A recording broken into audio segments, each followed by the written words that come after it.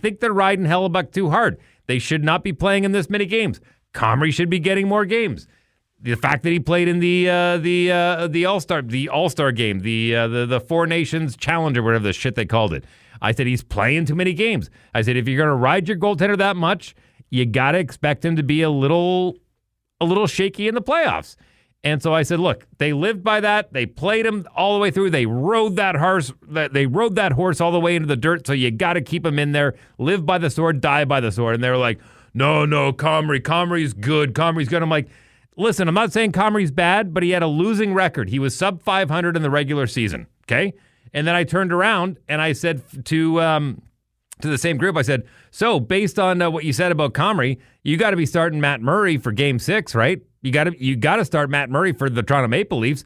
No, that's different. Wolves had way more game than Stolarz. He's injured. You got to go with Wolves. And he's one bad game. And so maybe that's a hypocrite on me for not saying I would agree to start Comrie, and nothing against Comrie. I just think I'm sticking with Hellebuck.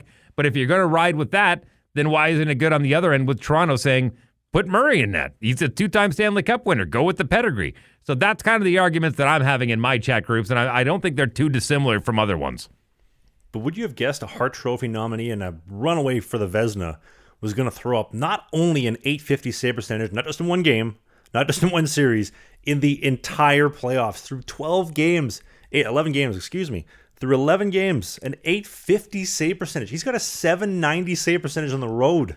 Who would have thought of that? To be fair, you put those stats away, and if I just gave you the stats that's saying he's got 6 wins and 2 shutouts, you'd go, oh shit, he's dominating right now, isn't he?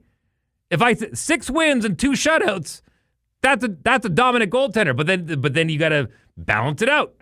If you only focus on the save percentage and the goals against, yeah, that makes him look bad. But these ones make him look good. So where is he? He's about midway. Is he not? Yeah, but I mean, and I said it during my playing days too, like you have the stats for a reason to kind of give you an outline, but the stats don't tell you the full story.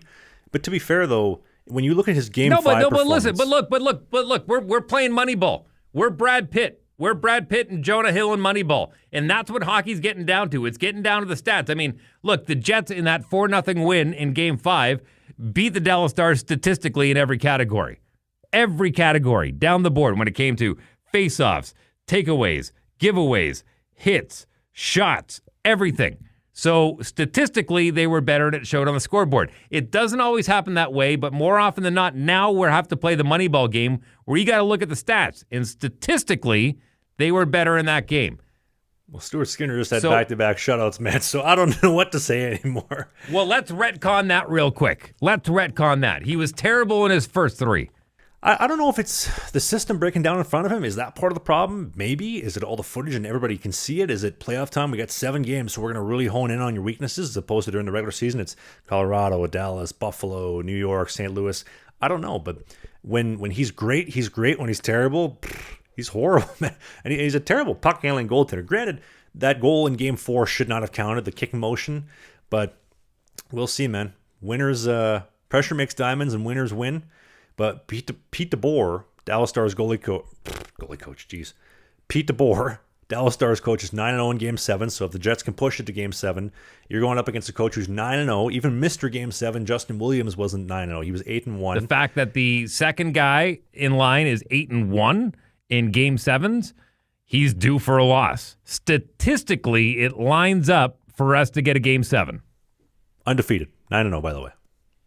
Yeah, and you know what? Tom Brady also has the most Super Bowl appearances, the most Super Bowl rings, but he also has the most Super Bowl losses, right? So statistically... Whoa. He's got the most Super Bowl wins, and all the losses came against Eli Manning. Let's put that out there. Can we be honest about it? If your name is not Eli Manning, nobody has ever beaten Tom Brady in a Super Bowl. Actually, Nick Foles, now that I think about that. There you go. Statistically, the planets are lining up for a Game 7, and if you bring the Jets home to Game 7, statistically, I've already got them in the conference finals against the Edmonton Oilers. You know what? You reminded me of this one chick I dated for about a year and a half. She'd Oh, my God. Really? Is it the mustache? No. No. You remind me of this one chick that I dated for about a year and a half and change. She put on about 10, 15 pounds, and she's like, I put on all this weight. It's like, well, why do you think that is? Is it that you're not moving enough? Is it that you're eating too much? Calories in, calories out. Oh, no, it's just, I don't know. We have a full moon lately, and just like the stars aren't aligned. The moon is not putting the Big Mac combo in your face. I'm sorry to tell it to you, but that Crunchwrap Supreme and nacho fries with the full sugar Pepsi might have done it. No comment. You're starting to sound like that. The Jets, the planets are aligning. I had the nacho cheese fries. Or, my grandma, when she watches the Winnipeg Blue Bombers, she'll turn the TV off and they're losing, go for a walk, come back and hope that they're winning. Yep. You do whatever it takes. The rally caps go on whatever it takes. And if it works, then it was all on you. And then you got Mark Scheifele, who was selling that punch from Jamie Benn. Hard in the mainstream media were selling Trump derangement syndrome and fear-mongering to the elderly during the last 3 weeks. What the frick, guys? What the frick? Hey, if you enjoy what you just saw, we do new clips every single day, twice a day on the Clips channel. You see clips right here. And beside Dave's crotch, we have a full-length show every single Sunday, right by my hand. Click right here.